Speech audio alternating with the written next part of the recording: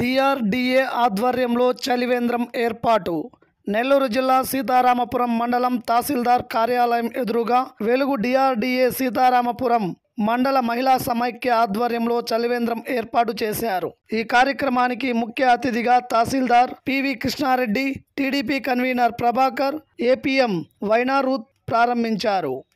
ఎండాకాలంలో ప్రజలకు ఆహారం ఇస్తానికి డిఆర్డీఏ వారు ఏర్పాటు చేయడం కూడా దీనివల్ల ప్రజలకి ఎంతో న్యాయం జరుగుతుంది. మంచి నాణ్యమైన నీరు దొరుకుతుంది. దాంతోపాటు ప్రజలు సుఖంగా ఉండటానికి ఇది ఉపయోగపడుతుంది. ఇది ఈ కార్యక్రమం ఏర్పాటు చేసిన ప్రజలందరికీ ధన్యవాదాలు. అందరికీ నమస్కారం. నేను వైనారూత్, ఏపీఎం డిఆర్డీఏ. మన గౌరవ కలెక్టర్ గారు అలాగే గౌరవ పీడీ గారి ఆదేశాల మేరకు ఈ ఎండ తీవ్రత ఎక్కువ ఉంది కాబట్టి అనేక పనుల నిమిత్తం ప్రజలు మండల హెడ్ క్వార్టర్కి వస్తారు. తాగటానికి నీళ్ళు అనేది చాలా ముఖ్యము. భోజనం అంటే తర్వాత సెకండరీ. కనీసం నీళ్లు అన్న వసతి ఏర్పాటు చేయాలని మా కలెక్టర్ గారి ఆదేశాల మేరకు ఈ ఎండాకాలం పోయేంత వరకు కూడా మేము డిఆర్డీఏ తరఫున ఇక్కడ నీటి సౌకర్యం కల్పిస్తాము. ప్రతి ఒక్కరు ఈ సదవకాశాన్ని వినియోగించుకోవాలని కోరుకుంటున్నాము.